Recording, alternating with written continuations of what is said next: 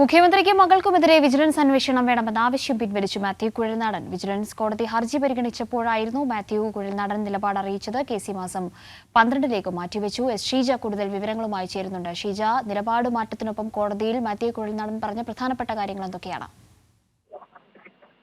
പ്രധാനമായും ഈ CMRL വിഷയവുമായി ബന്ധപ്പെട്ടുകൊണ്ട് മുഖ്യമന്ത്രിക്കും മുഖ്യമന്ത്രിയുടെ മകൾക്കുമെതിരെ കേസെടുക്കണം എന്നാവശ്യപ്പെട്ടുകൊണ്ടായിരുന്നു വിജിലൻസിനെ മാത്യു കുഴൽനാടൻ സമീപിച്ചിട്ടുണ്ടായിരുന്നത്. തുടർന്ന് ഇതുമായി ബന്ധപ്പെട്ടുള്ള റിപ്പോർട്ട് വിജിലൻസിൽ നൽകിയ ഹർജി പരിഗണിക്കുമ്പോൾ വിജിലൻസിനോട് ഇതിന്റെ റിപ്പോർട്ട് നൽകാൻ കോടതി ആവശ്യപ്പെട്ടിരുന്നു. അതിൽ കഴിഞ്ഞ തവണ കേസ് പരിഗണിക്കുന്ന സാഹചര്യത്തിൽ ഈ റിപ്പോർട്ടിൽ പ്രധാനമായും പറഞ്ഞിരുന്നത് നിലവിൽ മാത്യു കുഴൽനാടൻ മതിയായ രേഖകളോ തെളിവുകളോ ഒന്നും നൽകിയിട്ടില്ല. അതുകൊണ്ട് മുഖ്യമന്ത്രിക്കും മകൾക്കുമെതിരെ കേസെടുക്കാൻ സാധിക്കില്ല എന്നുള്ളതായിരുന്നു വിജിലൻസ് നൽകിയിട്ടുണ്ടായിരുന്ന റിപ്പോർട്ട്.